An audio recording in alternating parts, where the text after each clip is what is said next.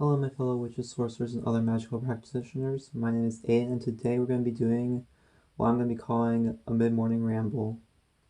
It probably won't be mid-morning when this goes up, but I'm recording at mid-morning, so you know. So, basically, I'm just going to be recording whatever, and I'll be rambling and talking about whatever. And we'll see how this goes. We'll see if it works well enough. We'll see if this format is good or not. And it's basically just going to be for a break, as long as I'm on break, because I don't have many videos planned and I want to make as much content as possible. And so, yeah. First of all, I guess let's explain what's going on here.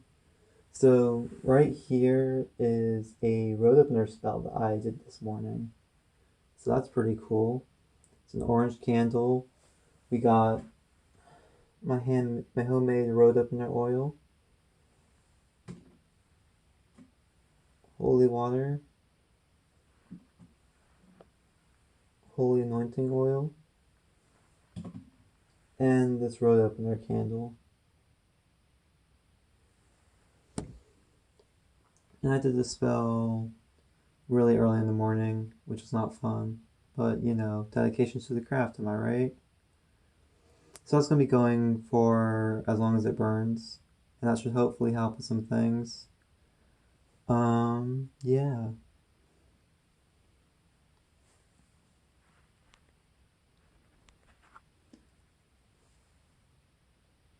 Let's get started. So, I've just been kind of thinking about a lot of things that have been going on in my life and in the world around me and how they relate to me. So, I guess let's start out with, I don't know. Sorry, this is not very well planned. Bear with me for a moment.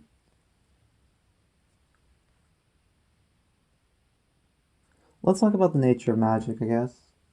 Like, what is magic? To me, magic is a force that we manipulate. It is something that we interact with, and it affects all things around us. It's a subtle force, and it's a metaphysical force. It's not something that we can quantify easily with our scientific method. Because while we do have experiments and things like that, we don't really, they're not really replicatable.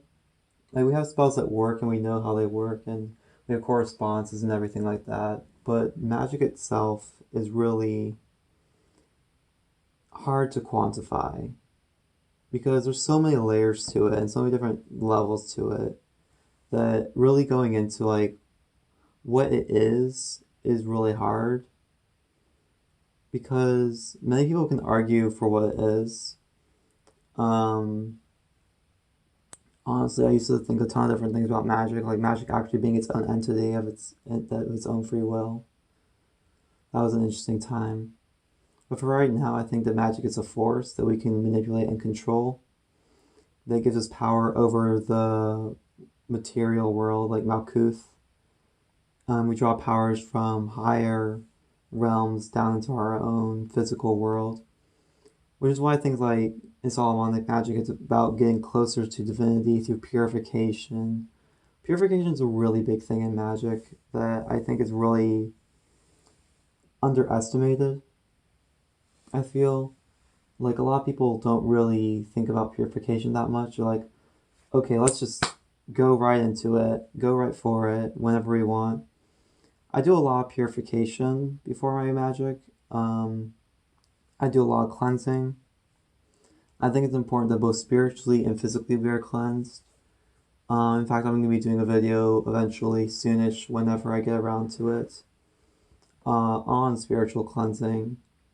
And I'm going to do a video on a cleansing spell that I'm going to be doing while I'm down here, or up here, wherever, I don't know geography, while I'm at my family's house, where I'm going to be doing a big cleansing spell to cleanse my room, to cleanse myself, just get everything off of me. Which, like, I can do the LBRP for that. I can do daily cleansing rituals, but like I just feel like I need a bigger thing personally for myself. So yeah, there's that. Um, but back to the nature of magic. Magic itself is a force that we manipulate to bring about change in Malkuth by manipulating subtle forces that exist throughout the universe. You can call these forces all types of different things. Magic is just an overarching term for all of it. I also think that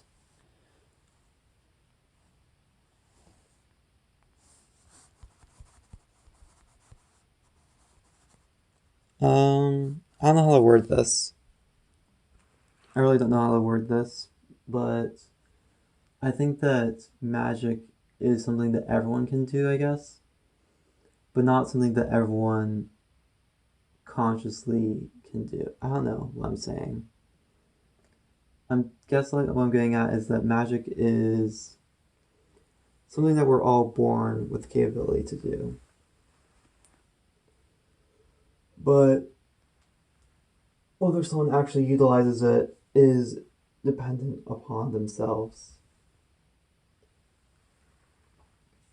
And every day, we incorporate magic subtly into our lives. Some people go about it in a more ceremonial way and do bigger spells and rituals and things like that. Other people simply set their intentions and try to will things into your life. Like everyone at some point has tried willing something into their life, and that's magic.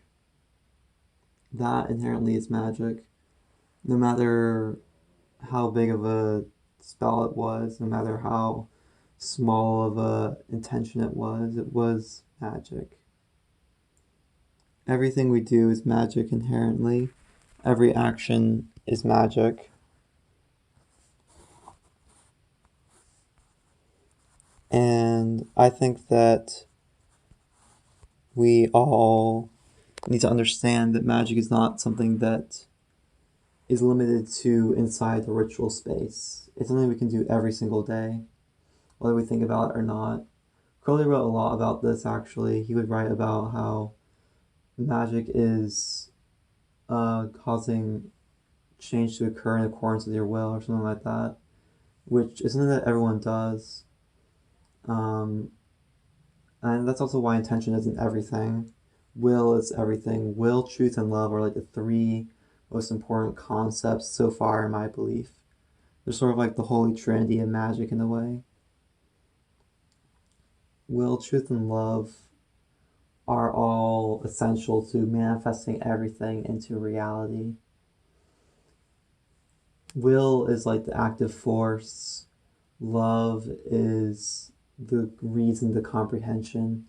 And truth is how it's brought about, if that makes sense.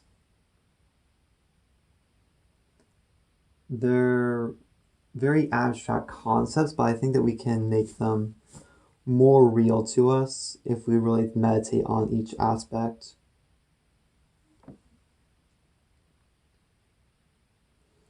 I also believe that everything is inherently connected to each other. Like, every action has a reaction. I don't believe in the Western idea of karma. I don't believe in the rule of three. But I think that everything that we do on a microcosmic level affects the macrocosm. And that macrocosmic effect comes down and affects us again. And it's just a constant chain of reaction for everything that we do. Me recording this video will cause people to watch the video, and people watching that video will cause them to like the video. That's the hope, at least. Share it around. Whatever, all sorts of different things will happen from me just making this video. I will gain more understanding and knowledge of recording videos by making this video. I'm trying to give an example here, I guess. But me making this video is one event that will cause more events to occur, and through that, other things will happen. And that is the essence of what I believe in. I guess, of how cause and effect affects everything in magic. You doing a spell will cause change in your psychology that will make you change the way you act around other people. That will make change in who you interact with. That will cause you to change in subtle ways. That will cause magic to work its way into your life.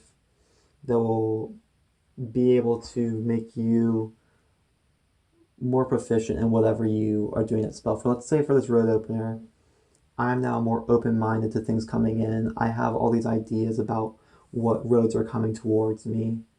Um, I think about all sorts of different things with this road opener, and that is all being poured into it. And through this road opener, I am allowing things to come to me.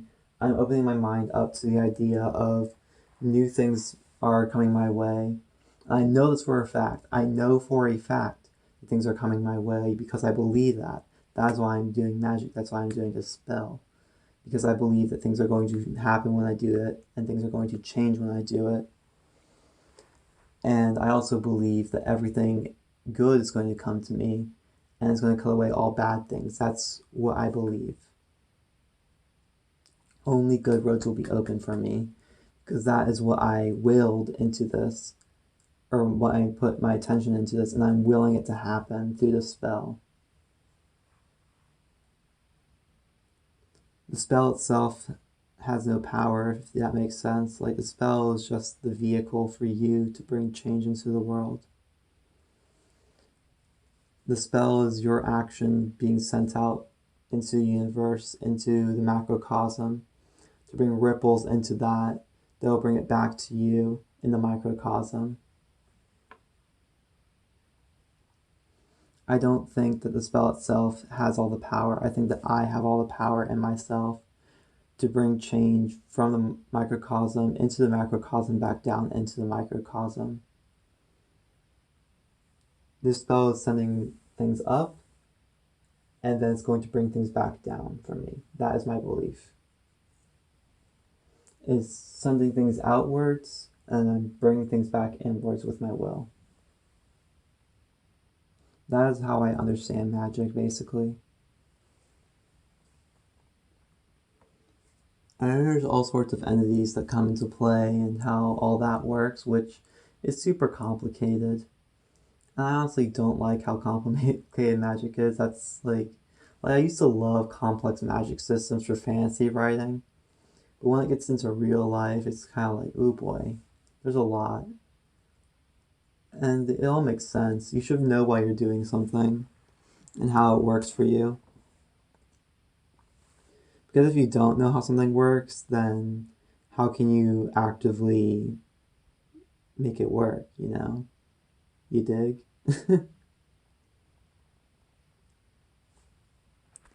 Let's see, I wrote up a list of things I want to talk about. That's my biggest secret.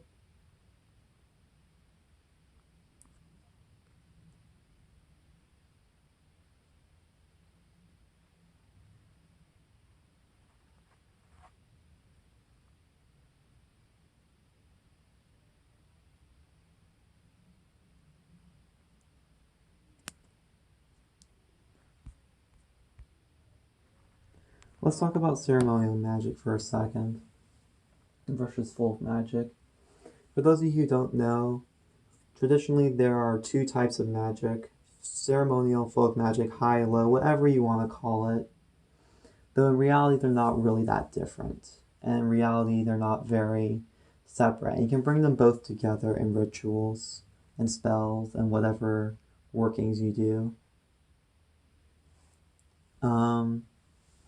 So yeah, ceremonial magic is very focused on purity, reaching the divine, and contacting higher beings to bring things down into earth, not necessarily for material and more physical changes, but also for more spiritual things, and getting gnosis. Which can also be done in folk systems, which some people don't realize, is that in folk systems you can have mysticism, you can have more lofty goals than just, I want money. I don't know what my voice just did there. It just did. But yeah, there's a lot of things that you can do with folk magic that you can do with ceremonial magic, and it just depends on how you go about things. I personally don't think that they're that different from each other. I think that people make the separation because they feel that they need to continue to separate and box in people and make one group more important and more better than another group or whatever. It's all stupid. Um, it's just another way of dividing people, I guess. Like, there are definite things that are different between ceremonial and folk magic. Don't get me wrong, I don't think they're completely the same systems. However, I think that people focus way too much on the differences than they realize the similarities. Like, in folk magic, there's a ton of praying, there's a ton of using what you have around you, using the earth, using whatever you have. It's a lot of utilitarianism, I guess, and making sure that you are using things to the best of your ability. It's very focused on not buying a ton of tools. It's very focused on doing what is best for you in that moment. Quick and dirty things. It doesn't have to be fancy. Ceremonial magic is very focused on lofty goals, very much focused on tools, I guess. People use tools a lot in ceremonial magic, and sometimes they don't even know why they're using those tools. And I think that's really sad. But what a lot of people don't realize about ceremonial magic is that they can DIY a lot of things. They can use energy.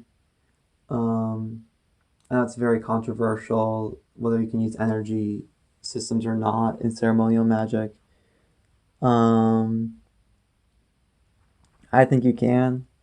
I think that you can use energy work in ceremonial magic to replace things. Like, you don't need a physical circle, you can use an energy circle that you visualize. Um, I've experimented with that. I think it works just as well. Though I am getting a physical circle soon for Goetia and one for greater key work because I want to upgrade, I guess. Like, I'm buying into materialism, I guess, or something. I don't know. But I do want to upgrade and make myself able to work with closer with the original recommended systems requirements. Like, the circle in the greater key and the circle in the Goetia are very specific, and I want to use those more. Also, there's a lot of work to visualize, so, you know.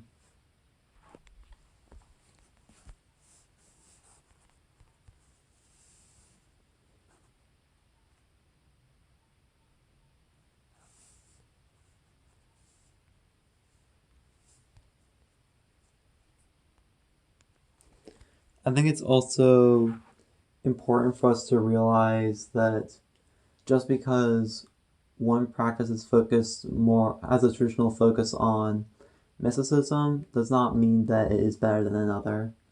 I think folk mysticism is a completely valid thing, and that a lot of people underestimate the power of just prayer, which we'll get into later. The power of prayer. Get ready, because I'm not going to shut up about prayer ever again on this channel once I start talking about it. Because prayer is super important to my practice, and I love to pray. Prayer is so important and integral to me, and I think it's one of the most powerful tools that we as religious magicians have. But I digress. Folk mysticism is very valid. It is a real thing, and a lot of people underestimate it. I think that folk mysticism to me is basically using prayer, using symbols that you have in your heart, in your mind, using whatever you have around you to honor the divine. You can do folk spells in a way to have mystical effect, like lighting a candle and saying some psalms. That's folk mysticism. Um, just saying the psalms and meditating on them, that's folk mysticism. I think that the psalms are a really powerful gateway for a lot of people.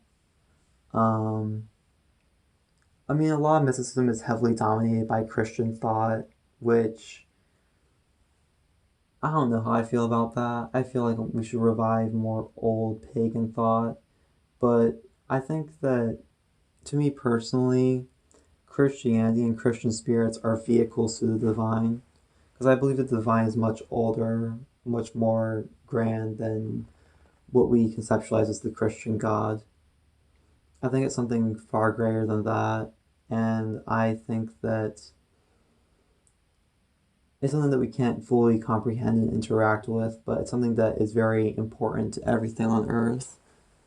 Because it created the Earth, it brought all things into existence, and we'll probably talk about that later. I'm writing an essay on nature of the divine, a few essays actually. Specifically on divine love and the holy guardian angel are like the two biggest ones that I'm writing right now. I think they should be good and interesting, thought-provoking. That's the goal, at least. Figuring out what we want to do with our magic is also very important. Because some people just want material goals, and that's fine, honestly. Some people get into magic to improve their lives through material gain, which, I mean, if you want to do that, you can do that.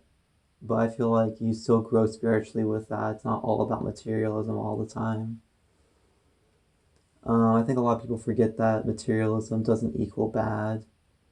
Um, we grow an appreciation for the physical world, which I think is way more important than trying to transcend it. Like, appreciate the world you have, the world you're given. Don't try to focus on all the negative aspects of it. Like, there's so much more to life than just transcending God and becoming one with the divine and all that good stuff. We gotta enjoy life a little bit. We gotta make do with what we got. I think if we don't do that, then we lose sight of what everything that has ever been created, that everyone who's ever lived has brought us to. We lose sight of how, like, people have fought for the material world, they fought for justice in the material world, and people are still fighting for justice in the material world. And I think that if we completely ignore the material world and see it's an illusion, then we lose sight of like all the wonderful things in it. It's a beautiful world out there. Like, God is in nature, God is in your friends, God is in your family, God is in everyone around you who loves you. And I think that without recognizing that, we lose sight of so much beauty in the world. This is just a ramble video. I don't know why I'm getting all serious. But yeah, I think I'll cut it off here for now. It's trying to get a little bit long. I hope you all enjoyed listening to my ramblings, my random thoughts of the moment.